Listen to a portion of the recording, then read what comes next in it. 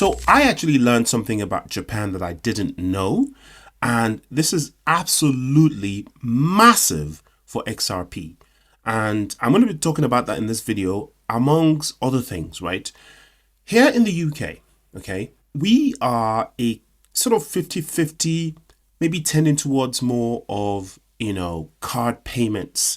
So most people's credit cards, most people's debit cards here in the UK have a wireless sort of capability, right?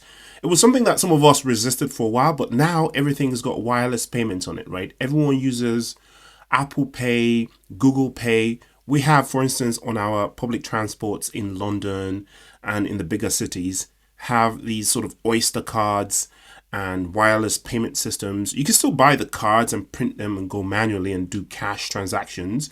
Some people are very private. They don't want all their movements monitored and what have you, but the cash is going away very, very slowly. So here in the UK, we've made the move towards digital payments. In parts of the world, in African countries, there are countries where they've gone 90% digital payments over a system like M-Pesa. And in some countries, they're still almost nearly 100% cash. But in these countries with large inflation, where you have to carry hordes of cash to do anything, those guys actually moved along to digital payments ahead of first world countries where cash is still kind of king. Apparently, Japan is such a place where cash is still kind of king. Actually, Japan is a very, very cash-oriented society. Surprisingly, yeah. People think we're kind of advanced, but basically, by the way, I come from Japan. But the percentage of digital payments of all the transactions is actually only 19%. So it's actually kind of national agenda to increase digital payments. And the government encourage banks to innovate so that they can increase digital payments ratio.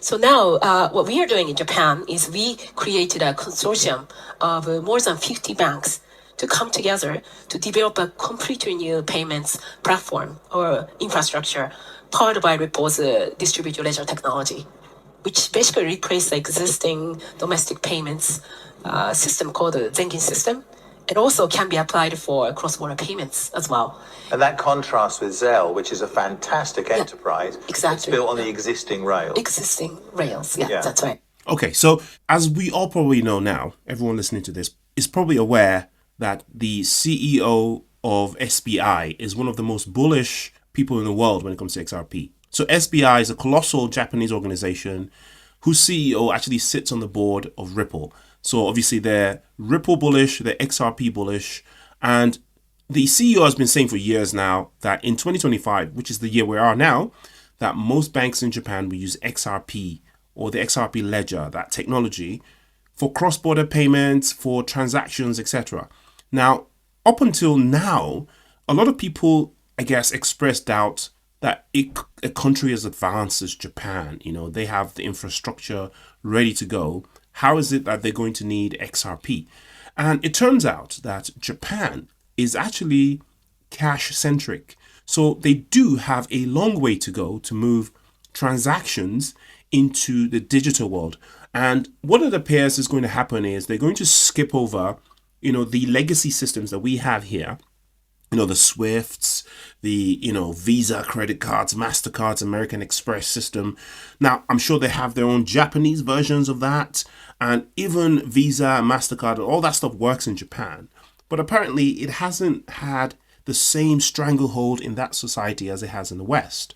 So over here, like I said before in my intro, we have MasterCard, American Express, Visa, we have PayPal, and all of these things, all of whom also offer wireless transactions to make it even easier for small payments. So whether you're using the London Underground or you're shopping at Asda or Tesco, you do your shopping, you just go beep, and then it's, originally it was like limited to £20 and then it expanded to £30. Now it's apparently infinite because I made a payment for 200 and something pounds just yesterday using my card and I just went beep.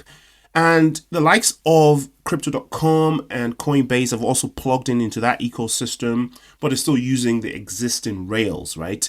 But over here in Japan, you have the banks all saying now that they're going to be using this ledger system that is going to plug into obviously XRP and used for payments and cross-border payments and things like that. So that's absolutely huge for XRP, because what this shows is that there's a long way to go and there's a lot of liquidity that still needs to flow into the XRP ledger via this. So this is super bullish. Also, people don't realize that there's a massive link between what's happening in Japan and what's happening in the United States. Now, the economy in Japan is kind of decoupled from the rest of the world in a funny way, where the rest of the world has had really super high interest rates, and now we're looking to cutting them down. A lot of those interest rates were high because inflation was out of control because of all the printing and stuff that happened during the lockdowns. Again, in Japan, they had a completely different lockdown system. Their economy responded completely differently, and they've handled the whole thing their own way, right? And now they're going in the other direction, where Japan is actually raising interest rates rather than cutting interest rates. So the Bank of Japan has raised interest rates to the highest level in 17 years, right?